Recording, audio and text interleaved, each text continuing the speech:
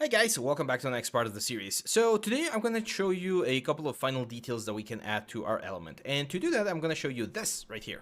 So this is a site called Ambient CG. It has a Patreon and it's for the community, so people have been supporting this guy for a while now.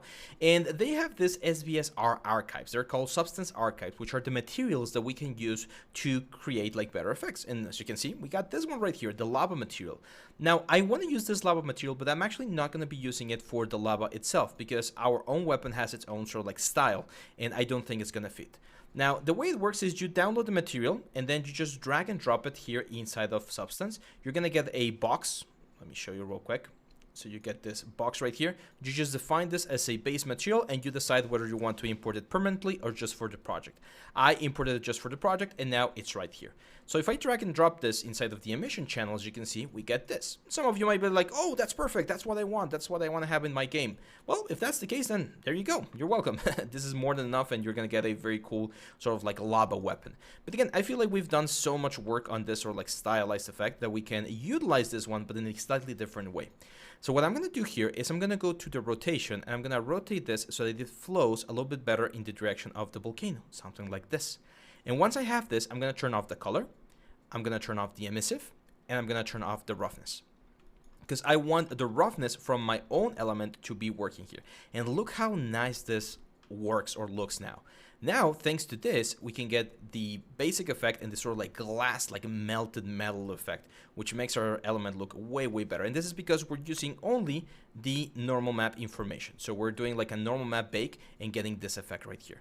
Now, I actually don't love how it looks on the volcano, so I'm just going to add a white mask and I'm going to paint out all of the information from the volcano. That way, yes, we're going to have this sort of like glass effect, this like melted sort of like a lava flow in the blade, but not everywhere else. And that's going to give me a very, very cool effect. Maybe we could benefit from having some of this here on the element. It's very glowy, so I'm not really seeing anything or much. But yeah, that's pretty much it. Now, there's two more layers that I want to add as a plus thing that we can do here to accentuate a couple of things. And that is just I like to always add a basic like rust layer at the very end to just get a little bit like the last bit of contrast. Let's see if it works well or not, because with the emissive it might not work as well. So we're just gonna add a rust layer here. Oh, let's go to the base color. There we go. Add a black mask and add a layer, a dirt layer. This is gonna be set to overlay. And yeah, actually that doesn't look that bad. So what I like about this layer, as you can see, is that it goes on top of everything and it kind of like unifies all of the textures into a single element. I'm definitely gonna like reduce this, probably something like just like a 20%, but that little 20% there really helps. Now, I don't like the texture that we're getting from it, so I'm gonna go here and just get rid of the height information. I just want like the color information. As you can see, it lightens everything up a little bit and it gives us a very nice touch overall. Now, if this is too much, remember we can go here to the dirt, and for instance, I'm gonna remove a little bit of the grunge amount because I just want this element to be on like the crevices of the object. It's kind of like an extra or last layer of dust.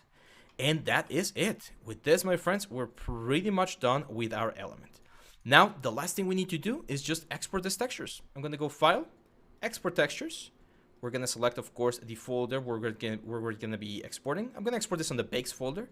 Select the folder, and very important, since we want this to eventually be on a game, it's supposed to be a game asset, we're gonna go here and we're gonna use the Unreal Engine 4 packed version.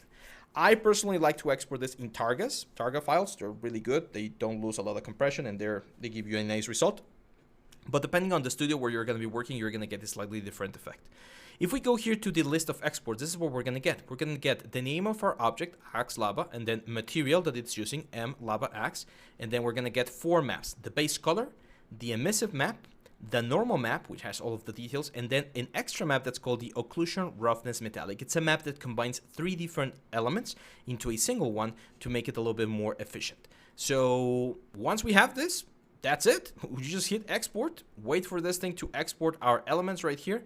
And if we go to our output directory, you're going to see that we have our files right here. They're quite heavy, as you can see, 50 megabytes per file. So it's 200 megabytes because it's a 4K texture, but we're going to get an amazing result. Look at the amount of quality and detail that we can get from this element right here.